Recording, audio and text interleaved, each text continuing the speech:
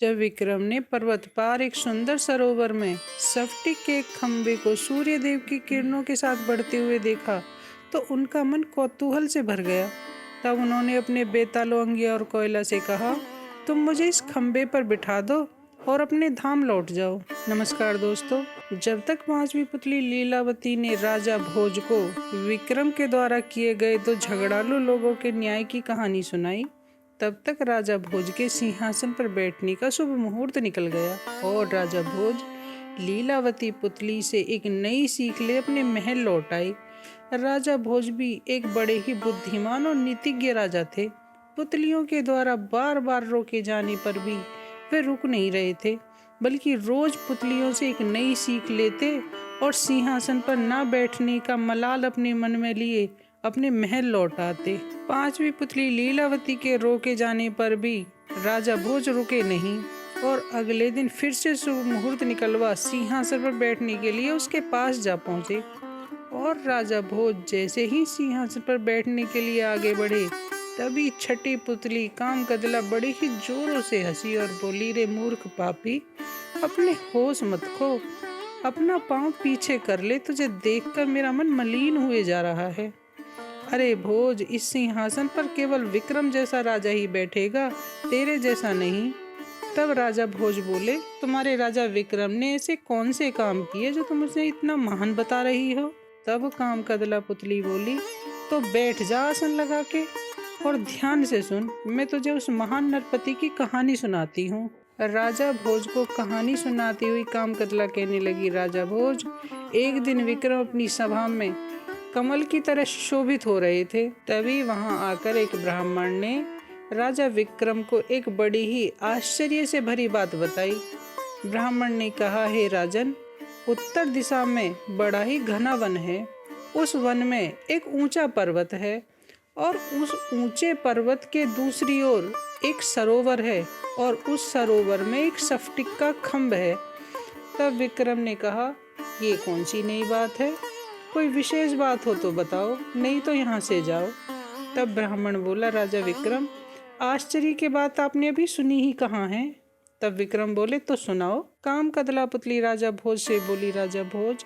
तब ब्राह्मण ने विक्रम को स्फटिक खंभ के बारे में बताते हुए कहा, महाराज, अचरज यह है कि जब जब सूर्य उगता है तब तब वह स्फटिक खंभ भी सरोवर में उगता है और जैसे जैसे सूर्य की गर्मी बढ़ती है वह खंभा भी बढ़ता है और ठीक दोपहर के समय वह सूर्य देव के बराबर पहुंच जाता है और जब सूर्य देव छिप जाते हैं तो वह स्फटिक खंभ भी सरोवर में लुप्त हो जाता है।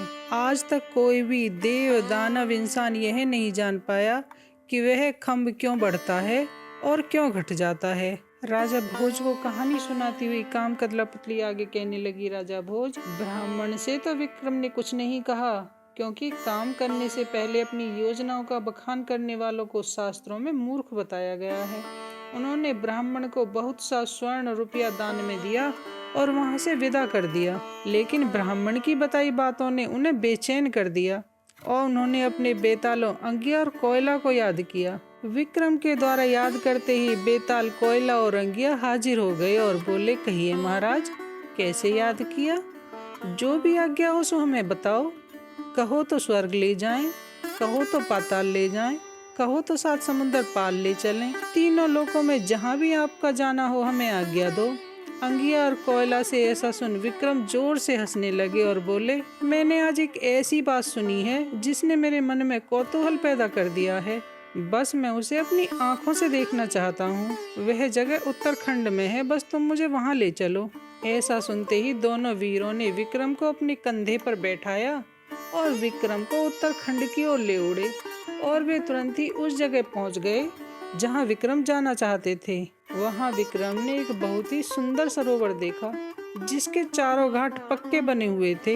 हंस, बगले और दूसरे पक्षी उसमें तैर रहे थे और मुर्गामियाँ, चकोर, पनडुब्बियाँ जैसे दूसरे जलचर उसमें कलोल कर रहे थे। उसमें सुंदर सुंदर कमल खिले हुए थे, उन पर भौरे गुंजन कर रहे थे। वहाँ बहुत सुंदर मोर नाच रहे थे, पेड़ों पर कोयल सुंदर राग सुना रही थी, तरह तरह के पक्षी हुलार मार रहे थे। हवा फूलों की खुशबू से सरोबार थी। वहाँ के दरख्त फलों और मेवाओं के बोझ से लचक रहे थे। कामकदला बोली, राजा भोज, ऐसा मनोहारी दृश्य देख राजा विक्रम अपनी सुध-बुध खो बैठा और रात भर उस सुंदरता का आनंद उठाता रहा। और देखते ही देखते सुबह हो गई और जैसे ही सूर्यदेव की रश्मियां उस सुंदर सरोवर में पड़ी, उस सुंदर सरोवर से ब्राह्मण के बताए अनुसार एक सुंदर स्फटिक खम्भ उगने लगा। उस स्फटिक खम्भे को बढ़ता देख राजा के मन में उसका भेद जानने की इच्छा बलवती हो गई और विक्रम दोनों वीरों से बोले, मेरे मन में इसका भेद जानने की बड़ी इच्छा हो रही है।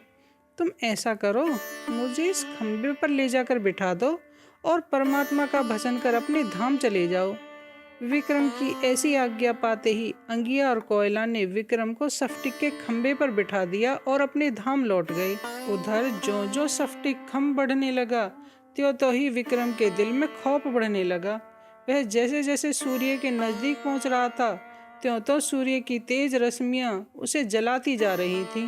दोपहर तक वह जलकर अंगार हो गया। उधर सूर्य देव भी उस स्फटिक खम्भ के पास आ पहुंचे और उधर उनके रथवान ने जैसे ही स्फटिक खम्भ के ऊपर एक मुर्दा जला देखा, उसने तुरंत ही अपने घोड़ों की लगाम खींच दी और सूर्य देव को बताया कि खम्भे पर कोई मुर्दा लटका हुआ है।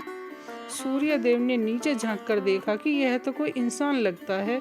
उसे देखते ही सूर्य देव त्राही त्राही कर बोले, इतना साहस आदमी का तो नहीं हो सकता, यह जरूर कोई योगी देवता या गंधर्व है। और मन में सोच करने लगे, इस मुर्दे के होते हुए मैं यहाँ भोजन कैसे करूं?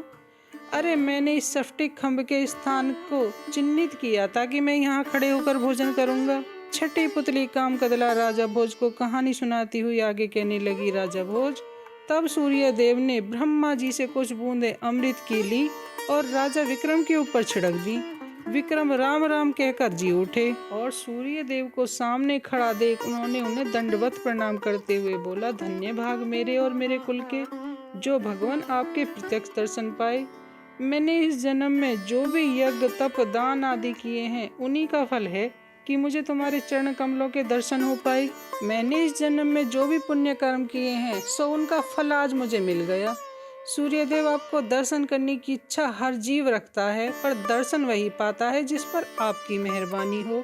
विक्रम से ऐसा सुनते सुनते सूर्यदेव बोले, मेरे जी में तुझ पर बड़ा तरस आ रहा है। अरे तू कौन है, तेरा नाम क्या है, मुझे जल्दी से बता दे। कहानी सुनाती हुई कामकदला आगे कहने लगी, राजा भोज, तब विक्रम ने सूर्यदेव से कहा, मैं अम्बावती के राजा गंधर्व सेन का बेटा विक्रम हूँ। इस स्फटिक खम्भ के बारे में मैंने एक ब्राह्मण से सुना था, सो इसका भेद जानने की इच्छा मेरे मन में बड़ी बलवती हो गई। आगे विक्रम सूर्यदेव से कहने लगे, सूर्यदेव, इस स्फटिक खम्भ के आपके किरणों के साथ उगने और आपकी किरणों के साथ ही लुप्त होने का क्या रहस्य है, मुझे इसके बारे में बताइए। तब सूर्यदेव राजा विक्रम से कहने लगे, राजा विक्रम, मैंने अपने दोपहर के भोजन के नियत समय की जानकारी के लिए इस खम्भ का और इस स्थान का चुनाव किया था। इसलिए जब यह खम्भ मुझ तक पहुंचता है तो मैं समझ जाता हूं कि यह मेरे दोपहर के भोजन का समय हो गया है और मैं यहाँ रुककर भोजन करता हूँ और भोजन करने के बाद मैं अपना रथ आगे हकवा देता हूँ। तब सूर्यदेव हंसने लगे और बोले, विक्रम, तुम गंधर्व सेन के पुत्र हो और दिव्य शक्तियों से विभूषित हो, तभी यहाँ तक आ पहुँचे और जीवित हो। तब सूर्यदेव ने अपनी दिव्य कुंडल उतारकर विक्रम को देते हुए कहा, मैं तुम्हें अजेता का आशीर्वाद देता हूँ, अब तुम निडर हो राज करो। और ऐसा कह उन्होंने अपना रथ आगे हकवा दिया। रथ के आगे बढ़ते ही स्फटिक खम्भ भी घटना शुरू हो गया और जब विक्रम स्फटिक खम्भ पर अकेला रह गया तो उन्होंने अपने बेतालों को याद किया। याद करते ही बेताल हाजिर हुए और विक्रम को अपने कंधे पर बिठा पलक झपकते ही उनके राज्य पहुंचा दिया।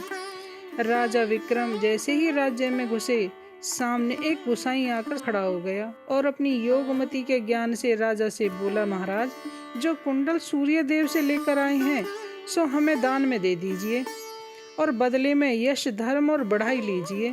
गुसाई से ऐसा सुन राजा विक्रम बोले, रे मतिहीन, उन कुंडलों को पाने का योग तुमने कब कमा लिया? तब वह गुसाई कहने लगा, राजा विक्रम, योग तो मैंने कोई नहीं साधा, पर सुना है कि राजा विक्रम बड़ा ही दानी है, इसलिए आपको जांचने के लिए चला आया। छठी पुतली कामकदला राजा भोज को कहानी सुनाती हुई बोली, राजा भोज, गुसाई की बातें सुन विक्रम ने जरा भी क्रोध नहीं किया और हंसकर वे कुंडल उतारकर गुसाई के हाथों पर रख दिए और वे दिव्य कुंडल पाते ही गुसाई खुशी से नाचने लगा और विक्रम को आशीर्वाद दे अपने घर चला गया। यह कहानी सुना कामकदला कहने लगी, राजा भोज, यदि तुझ में भी इतना साहस और इतना बड़ा हृदय हो तो इस सिंहासन पर बैठ, नहीं तो इस पर अपनी परछाई भी मत डाल। कामकदला के मुंह से यह सब सुन भोज का मन मलिन हो गया और वह अपने महल लौट आया। अगले दिन फिर से शुभ मुहूर्त निकलवाया और गुस्से से भरा हुआ राजा भोज अपने पुरोहित वररुचि से कहने लगा, आज तो मैं सिंहासन पर जरूर ही बैठूंगा, किसी पुतली के रोके न रुकूंगा। और राजा भोज सिंहासन पर बैठने के लिए जैसे ही तैयार होकर सिंहासन के पास जाकर खड़े होते हैं और अपना कदम आगे बढ़ाते हैं, तभी अचानक सातवीं पुतली कामोदी उनके पैरों में आ गिरी। कामोदी को पैरों में गिरा देख राजा भोज ठिठक कर रुक गए और दुखी हो अपना पैर पीछे खींच लिया। भोज पुतली से बोले, तो किस कारण मेरे पांव तले आन गिरी? तो दोस्तों, इस कहानी को यहीं विराम देते हैं। कहानी यदि आपको पसंद आई हो तो हमें कमेंट के माध्यम से ज़रूर बताएं और यदि अच्छी लगी हो तो अपने दोस्तों के साथ शेयर भी करें। और यदि आप ऐसी ही कहानियाँ सुनने के इच्छुक हों तो हमारे चैनल को सब्सक्राइब करें। मिलते हैं फिर एक नई कहानी के साथ, तब तक के लिए नमस्कार। जय हिंद, जय भारत।